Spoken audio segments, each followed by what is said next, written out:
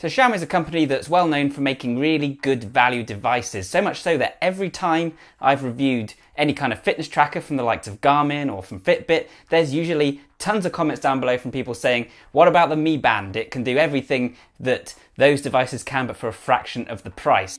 And it's also true when it comes to smartphones. Xiaomi makes a whole host of really impressively powerful and well-designed phones, considering the very low asking prices in many cases. So the Redmi Note 5 is the sequel to the Redmi Note 4, which was India's best-selling phone last year, owing largely to the fact that it could do so much for such a low asking price. The Note 5 Pro is a slightly more premium and feature-packed version of the Note 5, and I'm going to be looking at them both here, but focusing predominantly on the Note 5 Pro because that one's much more exciting, it has a lot more cool features, and is still incredibly good value. So just what kind of great value can Xiaomi offer here? Well, I thought a fun experiment would be to use the phone for a bit, the Redmi Note 5 Pro, to see how I found it and whether I enjoyed using it, and then to give it a price that I thought would be fair for that device, that I'd be willing to pay.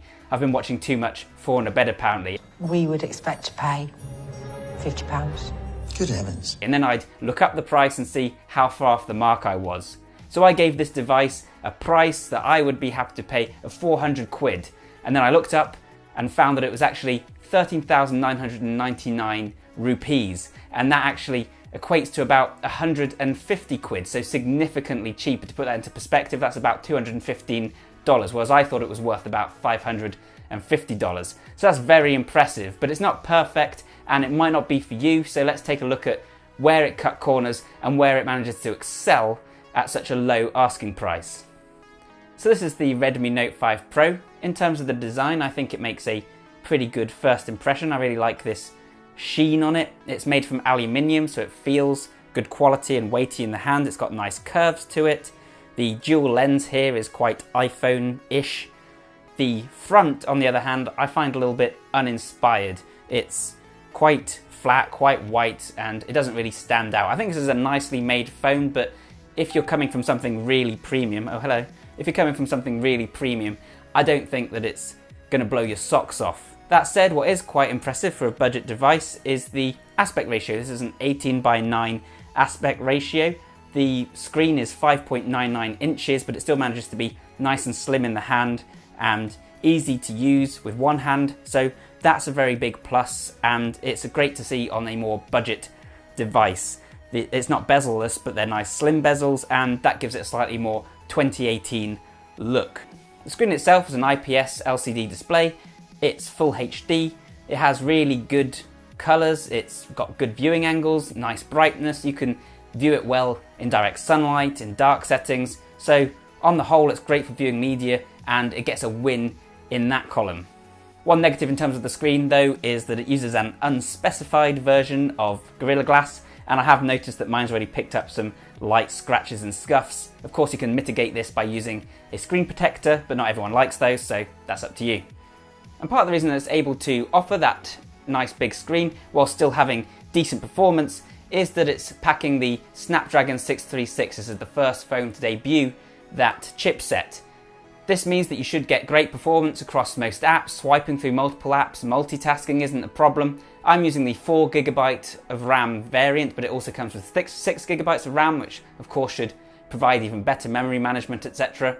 On the whole, you should find that day-to-day use is perfectly fine. I have had it stutter a couple of times and freeze up a couple of times, but again, for the price, performance is very nippy. The graphics are provided by an Adreno 509 GPU, and this should be ample for the majority of games and experiences on the Play Store with decent performance and frame rates. Of course, you're not going to be competing with those top-end devices when it comes to benchmark scores, but for real-world use, that doesn't really matter. So the screen's really good for the price and the performance is okay, but another real standout feature is the battery. You're getting a 4,000 mAh battery here, which of course means excellent longevity, long time between charges. I'm getting roughly 9 hours of screen on time, which is fantastic. With moderate to even slightly heavy use, you can often get 1.5 to 2 days without having to charge, so that's all great.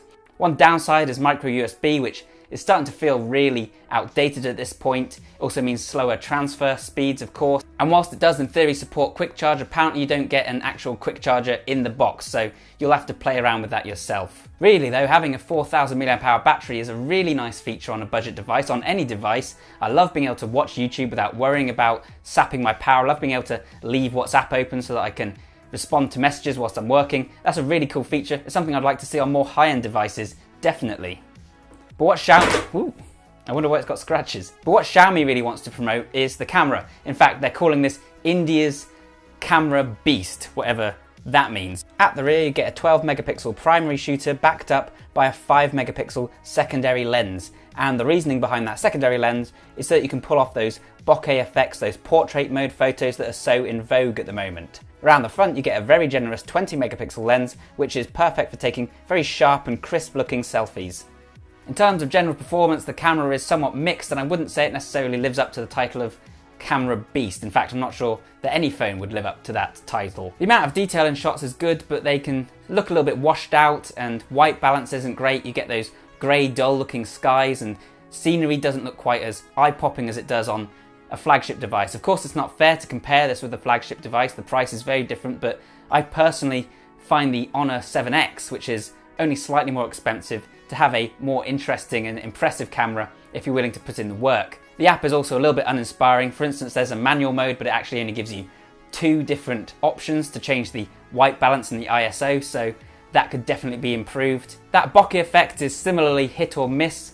In some photos it can look fantastic with nicely blurred out backgrounds, looks like you've been to a professional photo shoot, but in other photos the edge detection isn't so good and you might lose an ear as though you were being painted by Van Gogh. There's also a portrait mode on the front-facing camera, which obviously is entirely digital, but this is more miss than hit, so I'd say give that one a miss. Really though, at the moment, I think portrait mode on a device this expensive is almost always going to be more of a gimmick than something you actually end up using a lot, and it's certainly fun to have it there. It's nice to play around with, and especially something that isn't present on a lot of other cameras.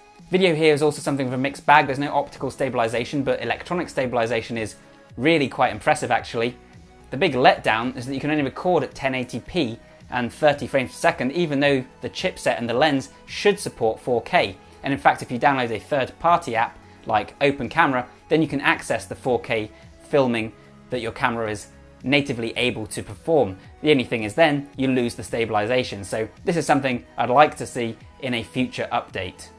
Otherwise, quality of life and other features on this device are actually pretty good on the whole. So you've got fingerprint unlocking, which works really well. There's also face detection, which is surprisingly quick, although Xiaomi themselves admit that it's not very secure, so depends on whether you want speed or security. There's an IR blaster, which I'm really happy to see make a return. It never gets old turning off televisions and frustrating people. Why don't manufacturers include this in their phones anymore? There's also a headphone jack, speaking of those backwards facing features. Not all progress is forwards, as they say. Obviously that's going to make a lot of people very happy. In terms of storage, you get either 32GB or 64GB, depending on whether you choose the 4GB or 6GB of RAM variant. There is expandable storage, and there's also dual SIM, that you can't do both at the same time. So either you'll have a SIM and a hybrid SIM, or a SIM and an SD card, but there should be some setup there, some combination that most people are happy with. By the way, the 6 and 64GB edition is 16,999 Indian rupees versus 13,999. One unfortunate letdown, on the other hand, though, is that this is still running Android Nougat 7.1, which is a bit of a shame at this point. Hopefully there's an update rolled out soon. To be honest, my Galaxy S8 Plus is still running Nougat as well. Here in the UK, we're just used to that kind of thing. It also comes with a skin called MIUI 9, which I know some people like, but personally I'm not a huge fan. I don't think it adds that much other than a few widgets and things. Apparently there's speed optimizations, but I'm not seeing it myself personally. I would prefer to see stock Android on here, and up-to-date stock Android at that.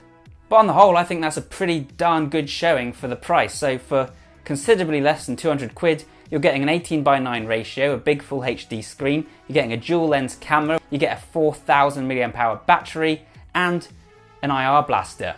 But on the downside, betraying its status as a budget end device, you've got Android 7, you've got a skin over the top which you may or may not like, and a camera that produces slightly washed out photos, and a lower end chipset in there. Aesthetically, it won't turn heads, and you can get some more premium looking devices, even at the lower end of the price spectrum from the likes of HMD. They've got some really nice stuff on the way. But if you're happy with those compromises, then there's no denying that this really is good value for money. And in terms of the performance and the features, it's right up there with the best. Those flagship manufacturers are going to really have to watch their backs if they want to keep justifying those price hikes. And if you want to save even more money, then you have the option of the Redmi Note 5 Not Pro. So this is a very similar device in terms of the looks. It's still 18:9, still got the same 5.99 inch screen, the same resolution. The camera on the back is single lens, of course, but it's very similar. It's still 12 megapixels, got the same aperture, etc. Photos are still great in terms of detail, but a little bit washed out. On the front, you get a big downgrade. It's only 5 megapixels, but the video recording on the rear-facing camera is actually an upgrade. You can record in 4K on this one, which is a bit strange, but it does inspire hope that there will be 4K video recording on the Pro soon with an update. The chipset is a downgrade. It's the Snapdragon 65 with the Adreno 506 GPU, and you might notice this browsing through the UI. It's starting to get a little bit older, and you've got to think in terms of future-proofing. For most people, if you're picking between these two devices, it's worth spending just that little bit more to get the 5 Pro, and there's enough features and performance improvements to make that worthwhile. If I had to pick a budget device myself though, I think I'd still only just go with the Honor 7X, only because I really like all those camera features and the design a little bit more.